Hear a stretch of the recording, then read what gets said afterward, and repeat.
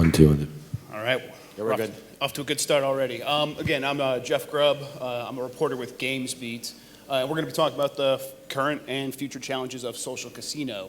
To kick that off, I'm speaking with Elad from here, from Playtika. I'm going to have him kind of introduce yourself, talk about what you do, and then we'll get right into it. Great. Thanks, Jeff. Excuse my voice. Too many cigarettes yesterday. I'm Elad. I am the SVP of Business Development at Playtika. I'm in charge of M&A and strategic partnerships for the entire organization. I've been with the company for about almost 3 years now.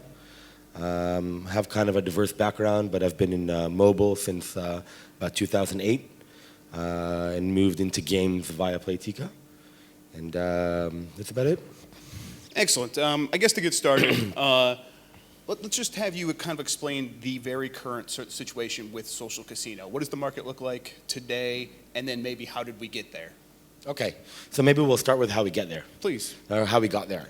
So it's quite a young market. It's been around from around 2010-ish. So Playtika was one of the first companies to launch a social casino game.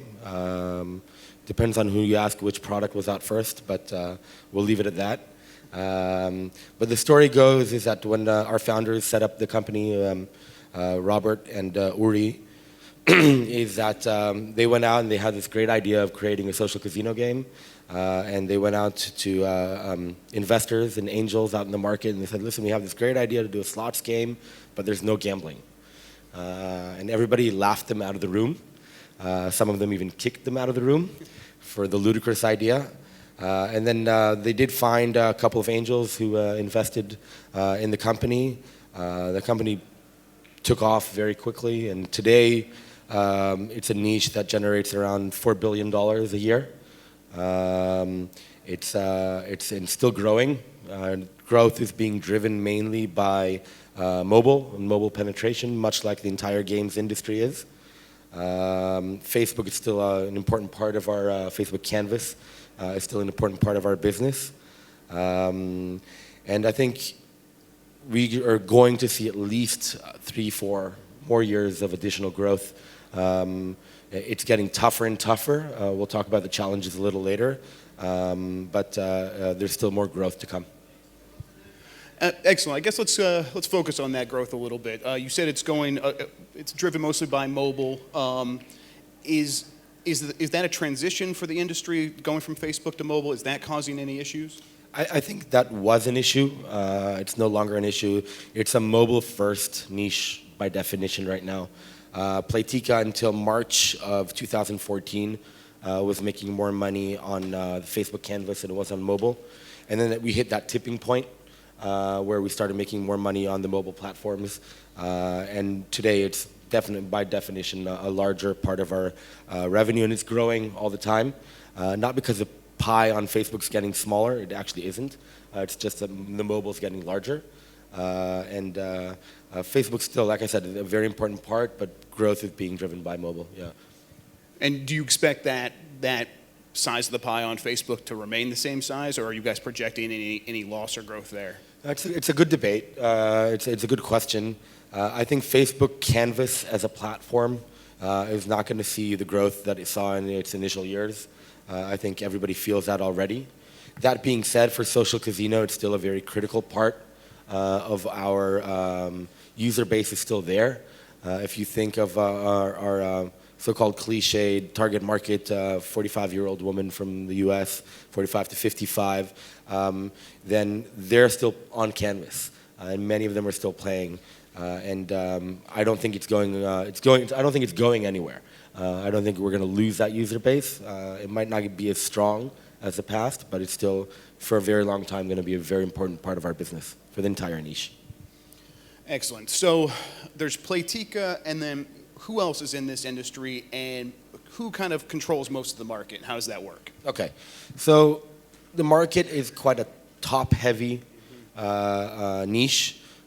Social casino is characterized by something that's a little bit different than the other game genres in that it's somewhat of an offshoot of a very mature industry. If you think of, we didn't invent slots. Social casino didn't invent slots. not poker, not bingo. These are games that have existed for a while in a casino and gambling context.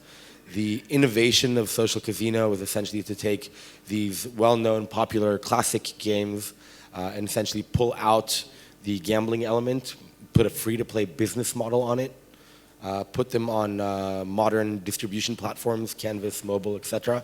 And that's where the success is. So, but what's happened was, because it's an offshoot of an older industry, is that this older industry is jumping in onto the boat. They are the boat these days. They're not already jumping on the boat. This is a process that took 3-4 years, the last 3-4 years. But if you look at the top 5-6 companies, it's us, it's Zynga, it's IGT by owning Double Down, it's the WMS guys, the Aristocrat guys. These are companies that were either offline slot manufacturers that went and acquired social casino companies to push their content from the slots to the social casino, or developers like Playtika and Zynga. Playtika was born as social casino. Zynga was more of a different kind of developer, but kind of, if you look at Zynga in the last year or two, I'm not sure they're going to love me saying this, but they're a social casino company, right? Most of their money today is coming in from social casino. Most of their effort and growth, where they do have growth, it is in that niche. So again, it's a top-heavy. About 5 or 6 companies control about 60% market share. And then there's a tier 2 and a tier 3. So there isn't much room for indie developers. I'm not saying it's impossible, it's just harder than in other niches. What makes it so top-heavy? I understand it's 5 or 6 control 60% of the market. Why is that? Is it just they have the ability to keep circulating the same players from one game to another? What makes it so top-heavy?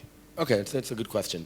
So one, I think, again, it's a little bit of the nature of the beast in terms of the fact that because we're dealing with companies that are mature. All these companies have content that's been on the casino floor for many, many years. So they have the money and they have the content. And if you look at other genres, it's not like you can get these humongous billion-dollar companies jumping into a game genre. In social casino, it is. So when you have these big giants jump in, usually when you have the money and the content, those are 2 critical things. You can control part of the market. So I think that's why it's more top-heavy than any other niche in the casual games industry. And you said it's not impossible for smaller developers to kind of get into this space, but what would you say to one that came up to you and said, hey, I'm looking to get into this space? What path would you suggest to them? Okay, that's a good question. So Robert, our CEO, says he's never scared of the big competitors. He's always scared of the smaller competitors because they have the agility and the creativity to kind of break the rules and try and bring something new to the table. And the big guys, we see what they're doing. We can assume where they're going. The small guys are much harder to see. They're under the radar many a time, and they pop out of nowhere. So one is break the rules. Bring something new to the table is what I'm trying to say. Because this is a mature industry where content, offline content, and distribution bring something new that the players obviously are going to have to love what you're bringing to the table. But if you're bringing something new, you have a chance. It doesn't have to be in the content side. It could be, but it could be in technology. It could be in distribution tactics. It could be in the meta game. It can be in a lot of things, but we see them. It happens. And if you're out there and if you think you have a company like that, tell me, I want to buy you. And we've done that in the past. If you look at our House of Fun deal that we did about 1.5 years ago, maybe a little more, this was a company that kind of came out of nowhere, right? They no offline content. They didn't license content from offline manufacturers. They brought to the table something unique at the time. This was before the offline slot manufacturers were in full force. When House of Fun launched. And what House of Fun did was they created slot machines that mimicked the experience offline. Whereas Slotomania, for example, was a little more casual, caricatures, etc. They said, no, let's go to the core of the market create games that feel like they're on the casino floor, and they filled a gap that wasn't there yet. Time has, over time, the big guys with the offline content came in, but that gave them a head start, and today they're one of our best teams. It was an amazing deal for us and for them, but they did something. They came out of the blue. They were that small company that didn't really have an edge that would be visible, and yet they understood a nuance, and they were able to make that a competitive advantage. Excellent. We touched on this a little bit, but I want to go back to it a little bit more. The history of the platforms of social casino. We have kind of touched on the history. Kind of what does it look like now, and what's the future of that? Like, what's the next platform for social casino? Okay. So, again, historically, Facebook, iOS, Android, those are they were, and will continue to be probably the main platforms. That being said, Playtika, as an example, I'll use us as an example. We believe in multiple platform distribution. Today we're on 14 or 15 different platforms. And these include second-tier and sometimes third-tier social networks. Yahoo Mobile, Yahoo Games, Odnoklasniki, Mail.ru, and these are platforms that have their own dedicated user bases, and we try and provide our games on those platforms as well. I don't think those are critical, especially not to the smaller guys. Windows is one of the platforms we're pitching for, Windows 10 specifically. We think in the long-term potential is astounding. We're already there. Most of our games are either there or soon to be there. And we really think that native app PC experience can bring something to the table that's not there yet on web because it's a native experience. But that really depends on Windows' ability to convince people to download apps on their PC. That'll take time, but I believe it'll happen. So that's another important platform. I get asked about VR a lot. I think it's still far away from social casino. I think it's probably one of the last niches to adopt it.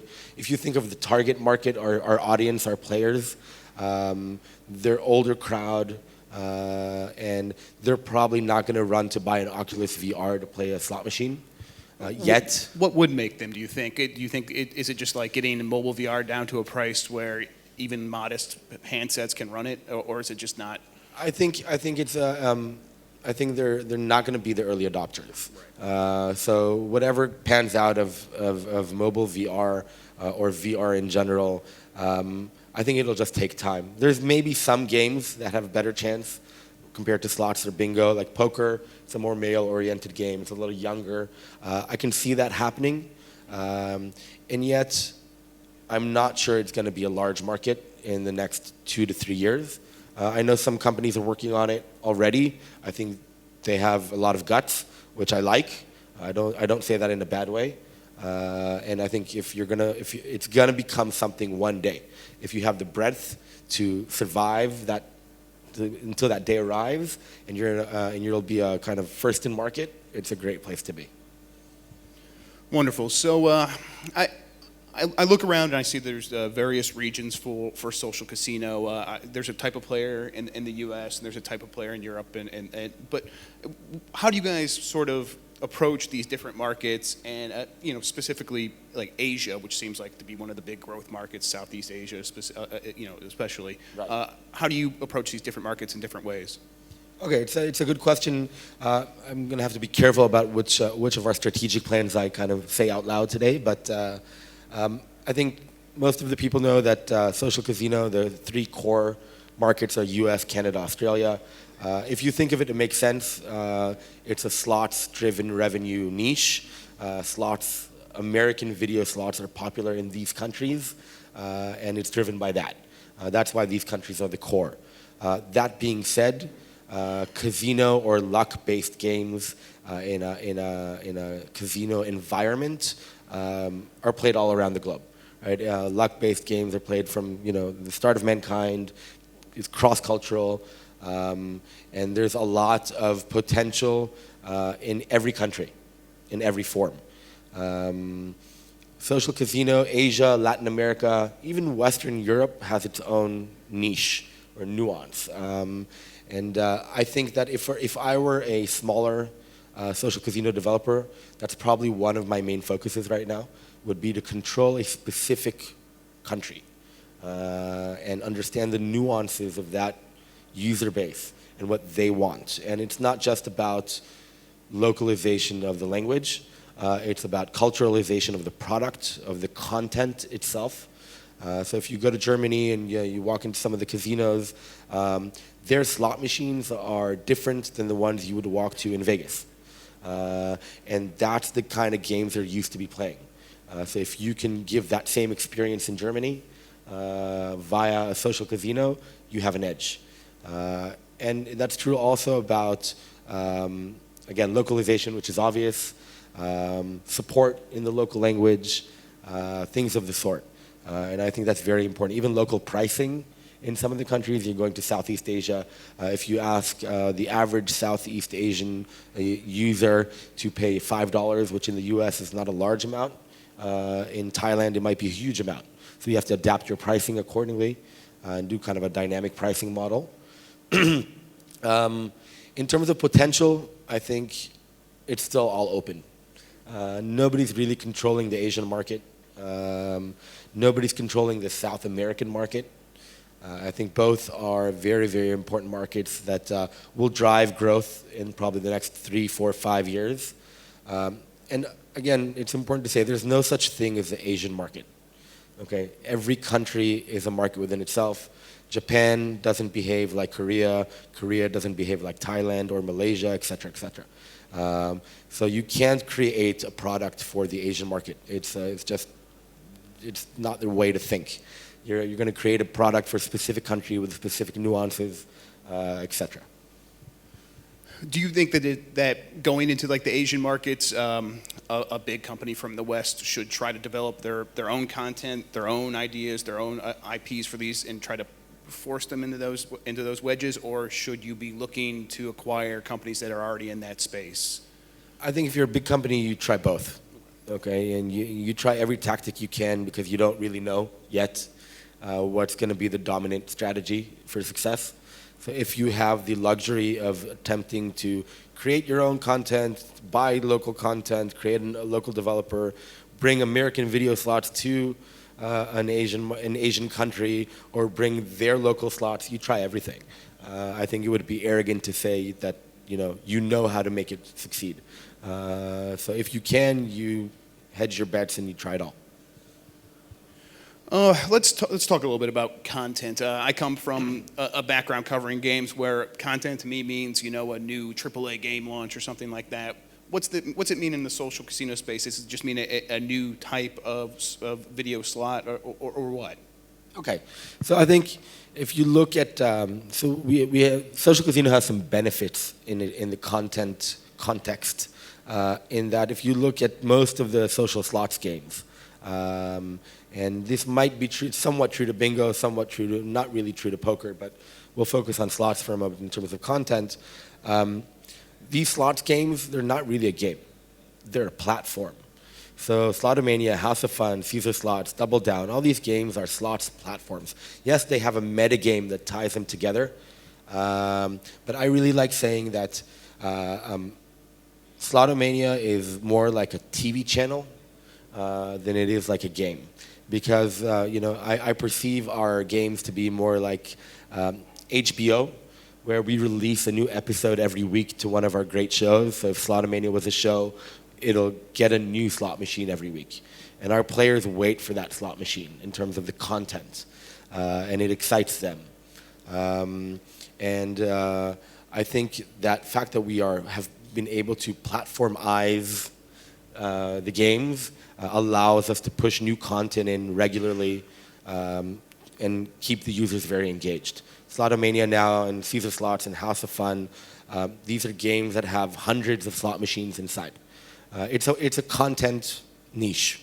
Right? Our players wait for that new machine all the time. And some machines are better than others, and some machines suck. Some machines are great. And it's much like, again, like that episode from the TV show. You know, if I'm a fan of, let's say, my Narcos show from Netflix, right? I wait for that next episode, and I sit there and I'm like, oh damn, it's not Tuesday yet, right?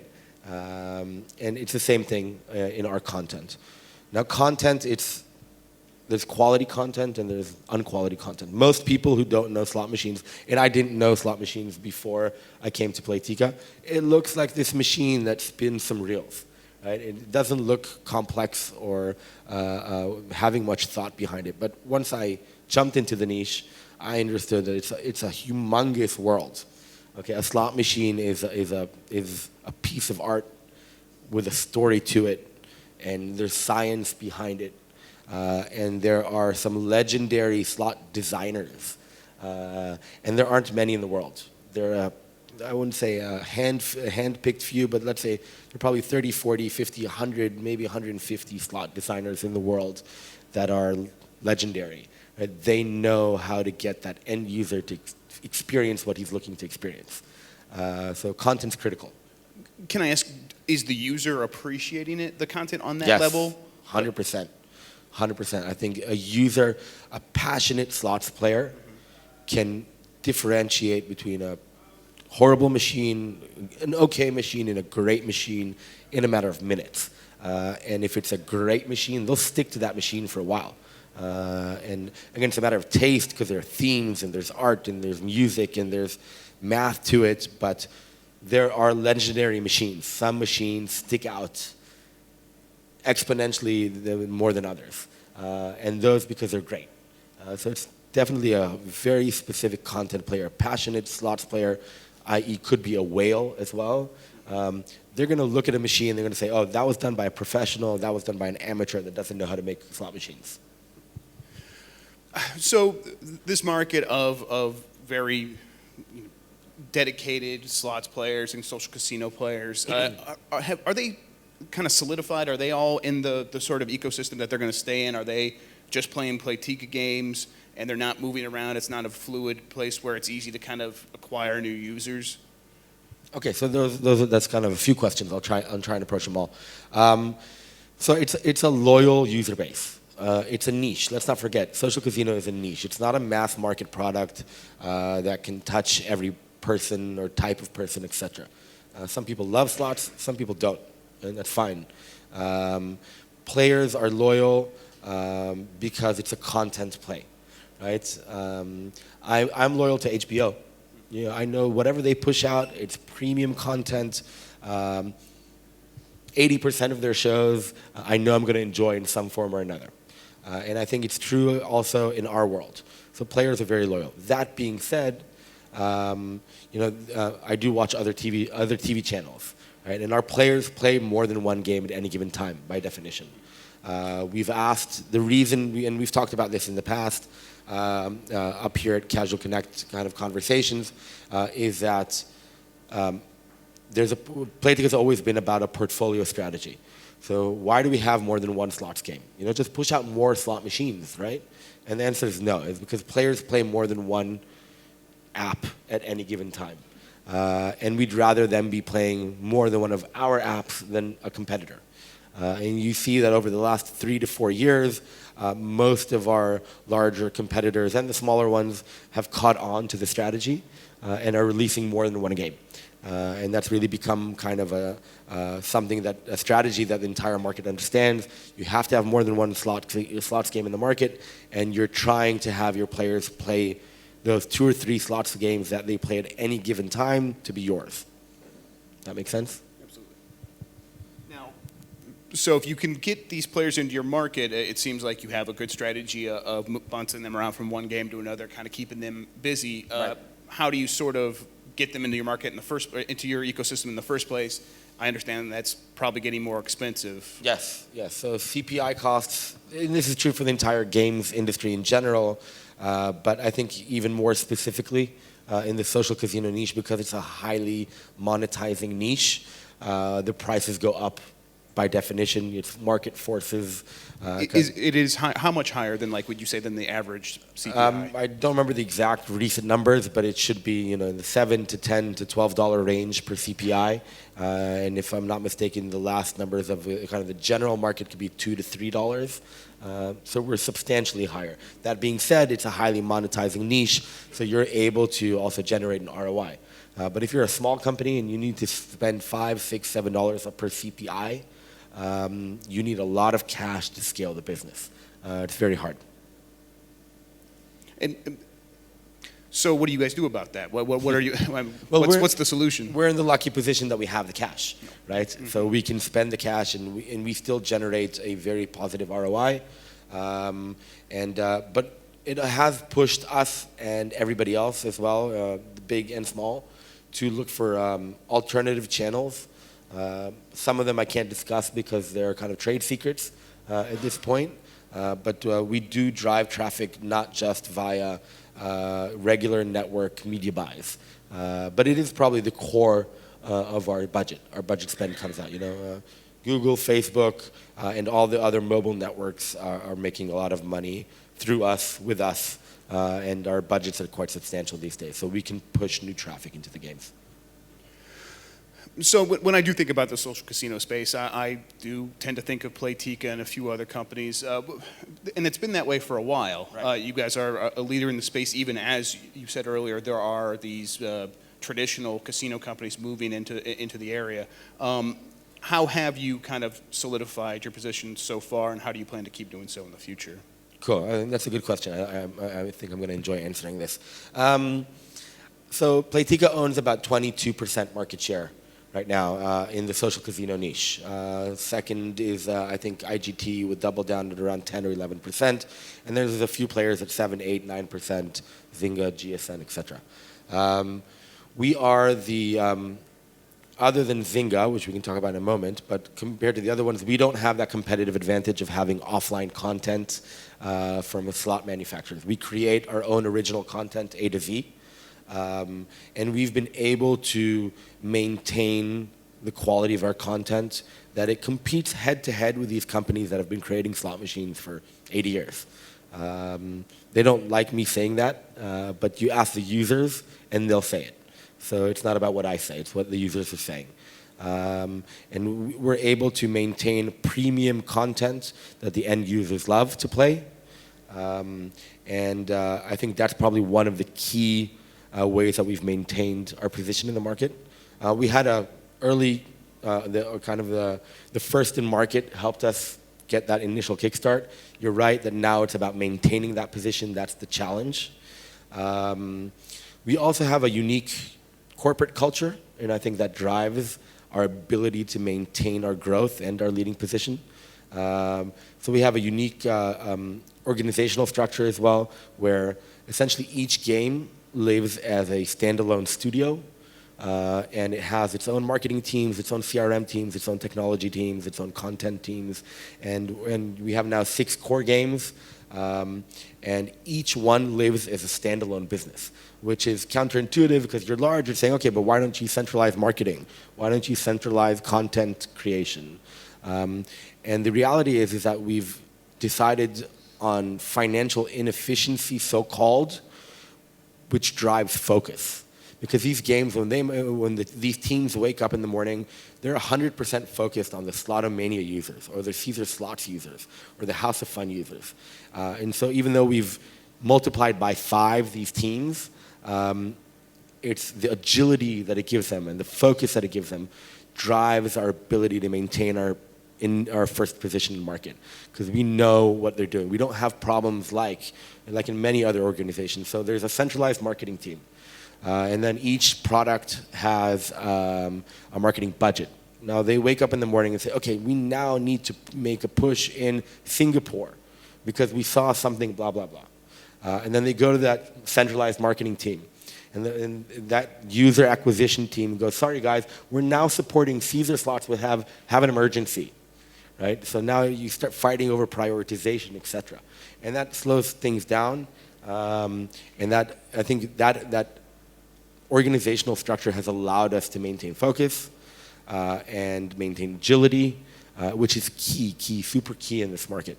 And then in terms of corporate culture, I think because we are, even though we're 1,200 people around the globe right now, we've been able to maintain a startup mindset that allows us to think out of the box, break the rules, break our own rules, and we're very experimental. So we'll try. We have an idea, it'll go boom, it'll be up in the air in a few days. We'll A/B test it. It works, we'll push higher. Doesn't work, we'll trash it. And it really is a startup mode. Many of the big companies have a hard time staying agile, young, quick, just by the sheer scale. And we've been able to maintain a large part of that culture within the organization despite our size.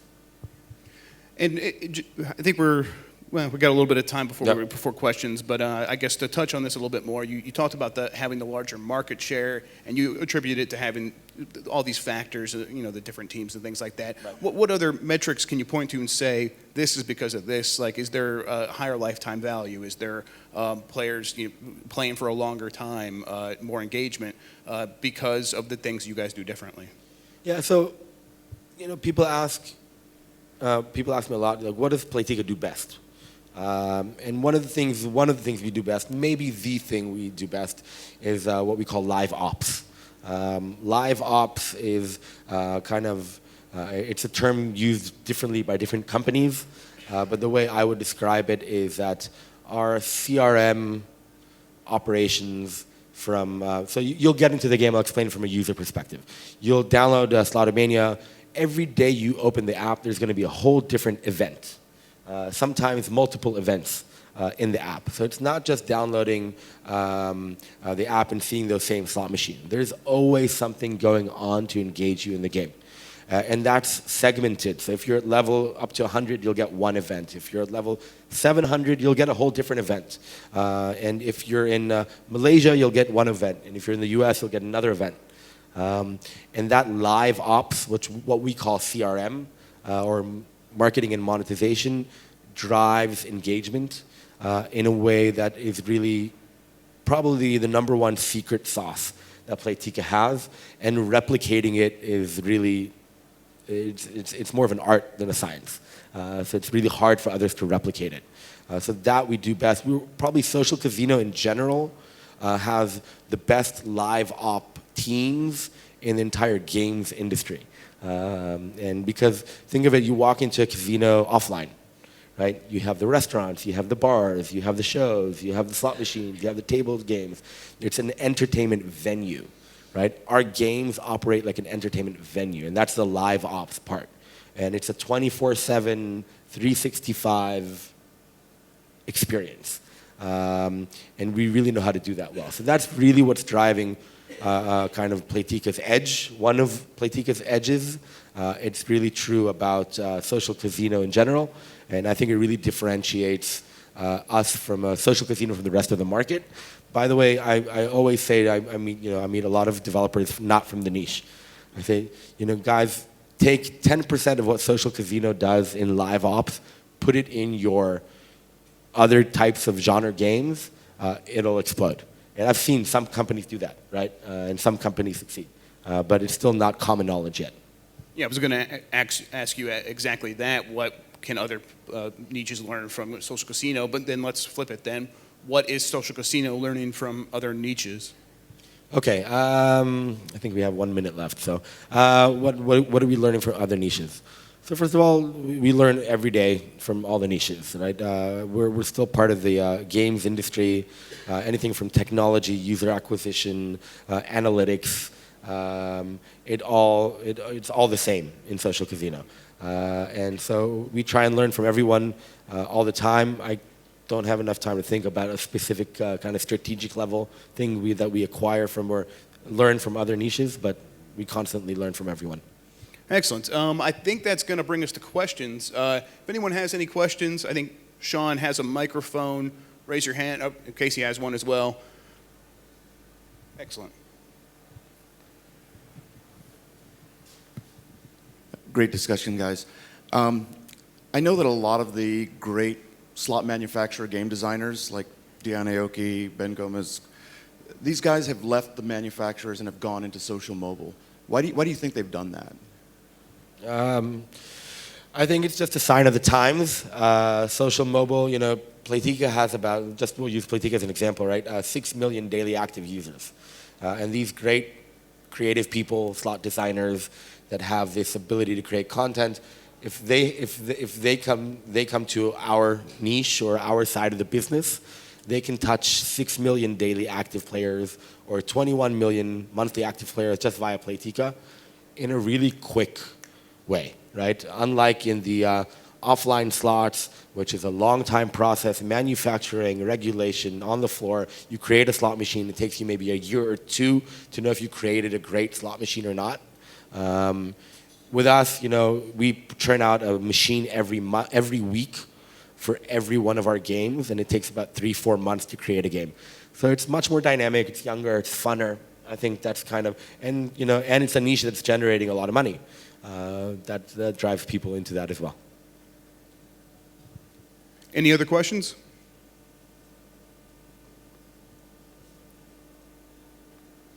All right. Hey, excellent panel. Oh. So I have actually 2 questions. So Sure. you mentioned that you've learned that typically players play multiple social casino apps at the time.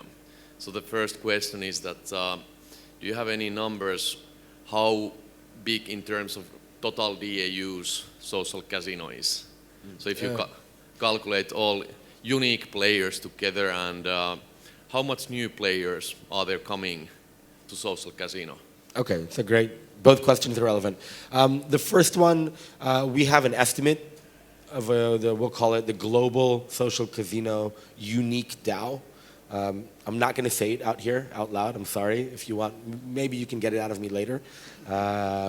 Just because it's a very important number and it's not a published number. I agree. I understand why you're asking the question. How many new players are coming? I think there's still a lot of growth on the user base itself. Like I said, mobile penetration is still growing, even in the core markets. If you're looking at the demographic, our demographic, their mobile smartphone penetration is not as high as the general demographic. And that's driving some of the new players coming into growth. And even some of these players, there's still some of these potential players that maybe play slot machines offline or have never played offline but have the potential to play online. They don't necessarily know that the niche exists. And these are people as well that are driving some of the growth.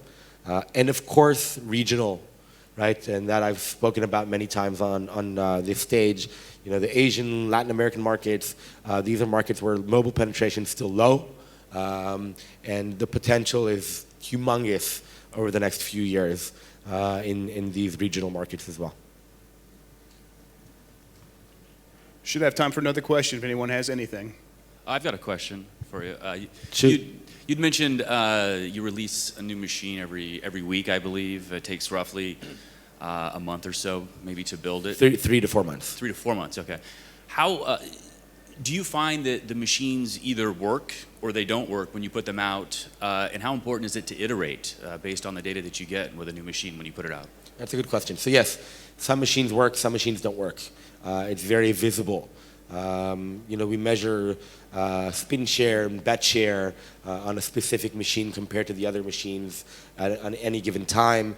And you'll see that successful machines have a larger spin share in the game over time. Some substantially more than others. People enjoy them more than others. And we iterate, we experiment. So Playtika is very experimental by nature. And so we do iterate and we do try and understand what did work in a machine and what didn't work in a machine. Many a time we ask the users. It doesn't always help. They don't necessarily always know what worked in the machine itself, but we try, and sometimes they do know. And so we do try and iterate, and we do try and adapt to what they want. But sometimes we also create content that they don't know they want yet. Because we have really amazing slot designers that already understand where the future of the machines are, and they bring that to the table. I hope that answers the question. And you mentioned A/B testing, and is that you guys A/B test kind of everything you possibly can? Oh wow, not everything we possibly can. We'd be a A/B testing company if we did that. But yes, we try and test a lot. Like I said, very experimental, and when you're experimental by nature, you need to test. Right? It's a data-driven industry. It's a hyper data-driven niche. I think probably more than other game genres in general. And I think Playtika is probably one of the most data-driven companies in the niche these days. Yeah, so we A/B test whatever we can. Any other questions? Otherwise, I think we can hop off because I know these guys got to get set up for the next panel. So, Great. Thank you very much, everyone. yep. Thanks Good for your luck. time, guys. That was wonderful. Thank you.